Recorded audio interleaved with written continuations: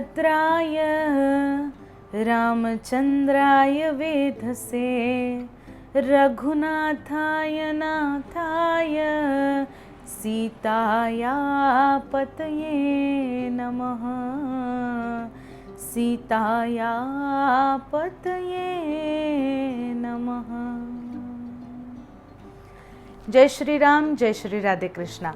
राम के कदमों पर कथानक में आप सभी का फिर से स्वागत है। पिछले वीडियो में हमने चर्चा करी थी भगवान के अवतार के हेतु नारद जी द्वारा भगवान को जो श्राप दिया गया उसके बारे में। साथ ही हमने चर्चा करी थी महाराज प्रताप भानु की कि किस प्रकार से महाराज प्रताप भानु वन में जाते हैं और वहाँ से लौटते समय वो एक कपटी तपस्वी के आश्रम में। हमेशा ये याद रखिए कि अच्छाई है तो बुराई भी है।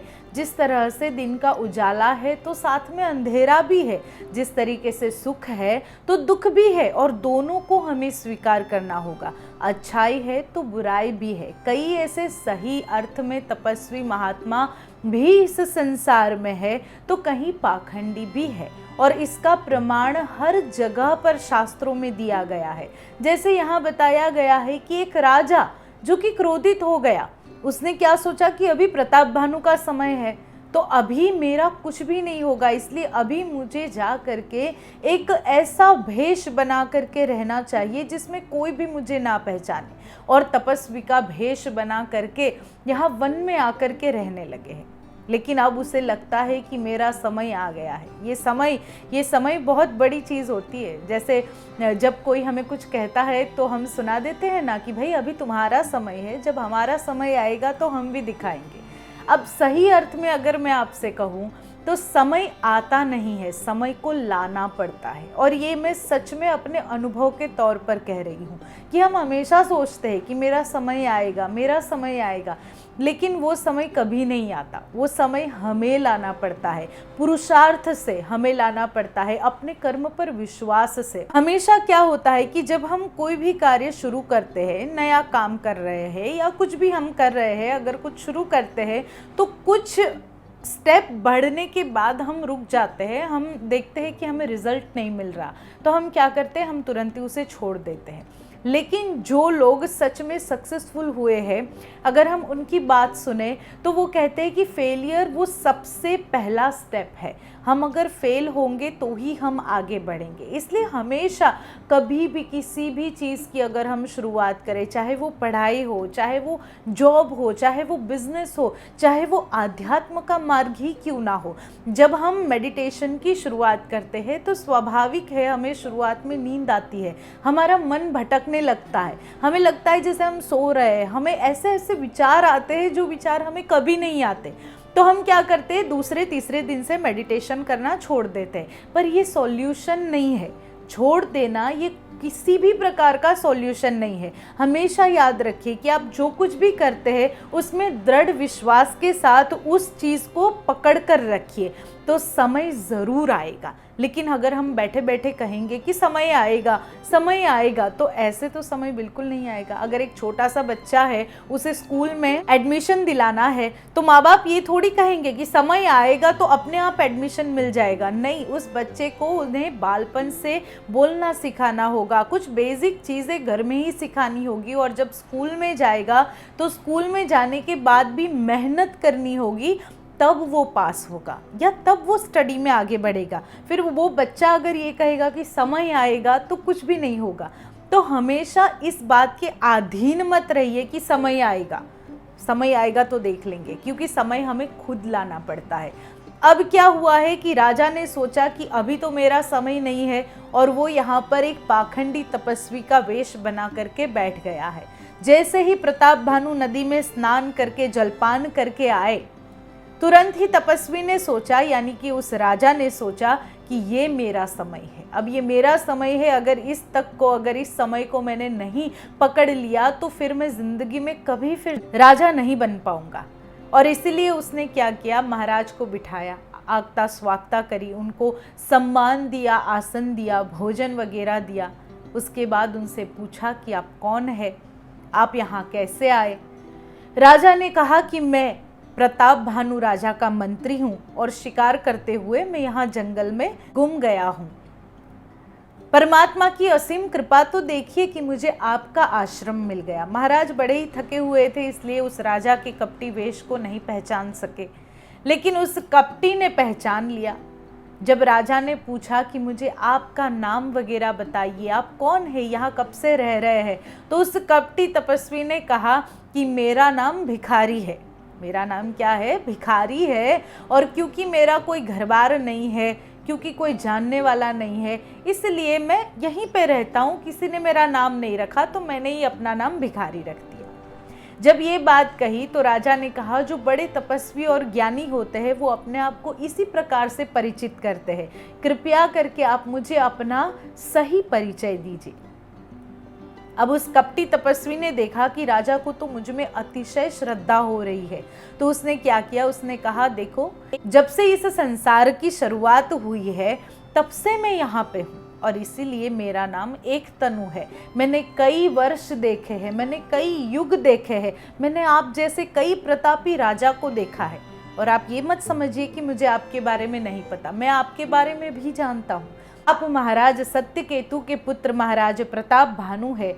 अभी हर जगह पर आप ही का राज है। आपने लगभग समग्र पृथ्वी पर अपना राज्य स्थापित कर दिया है। आप बड़े ही प्रशंसनीय राजा है, आप बड़े ही धर्म के अनुसार चलने वाले राजा है।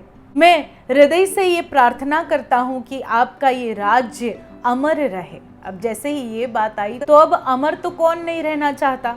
तो राजा ने कहा कि आप सच में अगर मुझ पर प्रसन्न हुए हैं, आप सच में अगर मुझे आशीर्वाद देना चाहते हैं, तो मुझे ऐसा आशीर्वाद दीजिए कि युगों युगों तक मैं राज्य करूं, कभी भी कोई मुझे पराजित ना कर सके, किसी भी प्रकार से मेरी मृत्यु ना हो, मेरे परिवार का विनाश ना हो।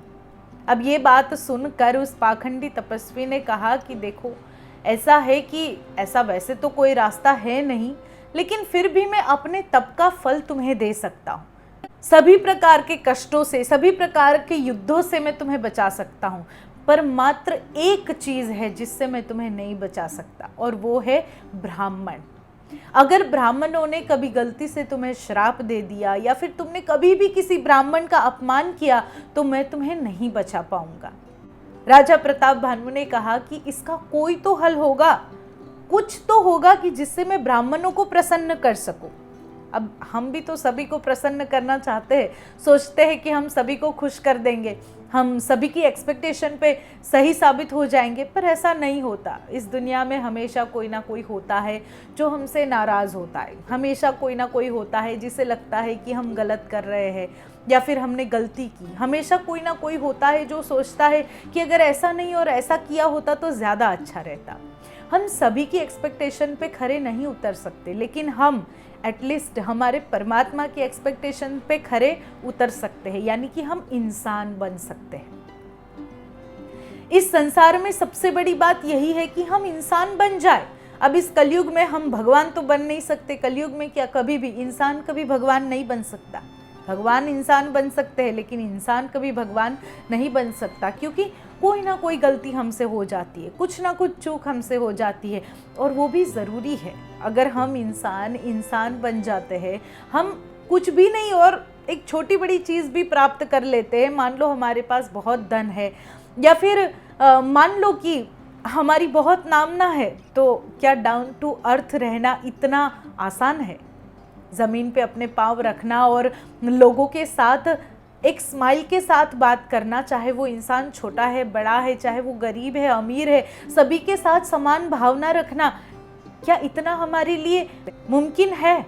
बड़ा ही मुश्किल है। हमें बस लगता है कि नहीं हम अगर ऐसे हो गए तो हम तो ऐसे ही रहेंगे, पर ऐसा होता नहीं है। जब हम बड़े हो जाते हैं, जब हम कुछ पा लेते हैं, तो ईगो तो हमारे अंदर आ ही जाता है। इसलिए हम भगवान नहीं बन सकते, कभी नहीं बन सकते, लेकिन हम भगवान के प्रिय ज़रूर बन सकते हैं। वो होता है ना कि क्लास में स्टूडेंट चाहता है, जो एक ब्राइट स्टूडेंट होता है, होशियार होता है, वो चाहता है कि मैं अपने टीचर का प्रिय रहूं, मैं अपने शिक्षक का, अपने गुरु का प्रिय रहूं, वो मुझे अपने पास रखे, हर काम वो मुझे ही बताए। एक बच्चे को होता है कि मैं अपने माता पिता का प्रिय रहूं। हर बच्चा चाहता है कि मेरे माता पिता मेरी तारीफ करें, ना कि दूसरों की तारीफ करें। हर शिष्य चाहता है कि मेरे गुरु मेरी तारीफ करें। इसी प्रकार से हम ये चाहते हैं कि हमारे भगवान हम पर ज़्यादा ध्यान दें। अटेंशन किसे नहीं पसंद है, तो हम पर वो कब ध्यान देंगे? जब उन्होंने एक सुंदर सा गुण हम में बिठाकर हमें यहाँ भेजा है, वो है मानवता का गुण। और जब हम उस मानवता के गुण को सही अर्थ में जीवन में उतारेंगे, हम जब सही अर्थ में मानव बन जाएंगे, तो परमात्मा निरंतर हमारे साथ रहेंगे। तो यहाँ पर ये जो पाखंडी तपस्वी है, जो राजा जो कि पाखंडी तपस्वी वेश बनाकर बैठा है, वो कह रहा है कि मैं आपको ब्राह्मण के श्राप से नहीं बचा सकता, कोई तो रास्ता होगा। महाराज प्रताप भानु के पूछने पर कहा, तो उन्होंने कहा देखो वैसे तो मैं कभी रसोई नहीं बनाता, लेकिन एक रास्ता है कि अगर आप मेरी बनाई हुई रसोई अपने हाथों से ब्राह्मण परिवारों को परोसे और वो सब खुशी खुशी भोजन करके आपको आशीर्वाद दे, तो फिर आपको ब्राह्मणों का हृदय जीतने से भी कोई नहीं रोक सकता। आज से 3 दिन बाद ये कार्य हो सकता है। राजा अत्यंत प्रसन्न हुए। तय हुआ कि आज से 3 दिन बाद हम मिलेंगे। राजा को आराम करने के लिए कहा।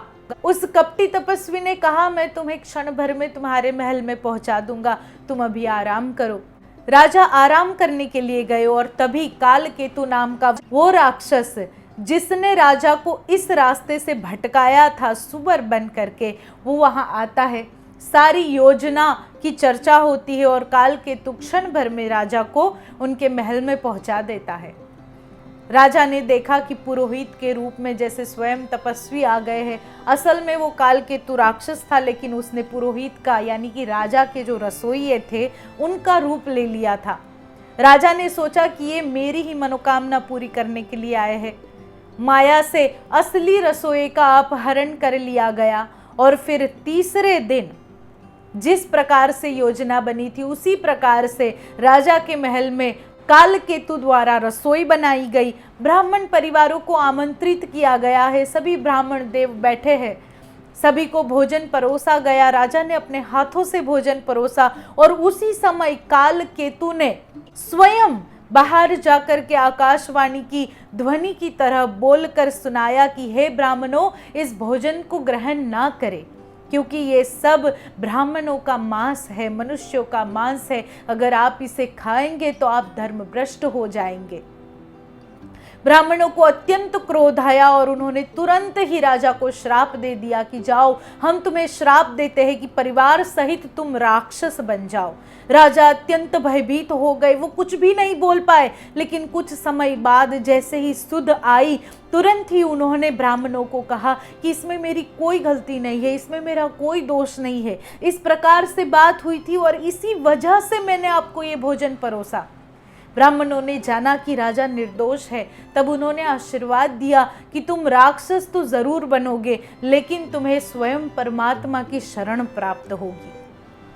सभी ब्राह्मण वहां से चले गए। आसपास के राजाओं को समाचार मिले श्राप के बारे में। सभी राजा युद्ध करने के लिए आए हैं और प्रताप भानु की परिवार सहित मृत्यु हुई है।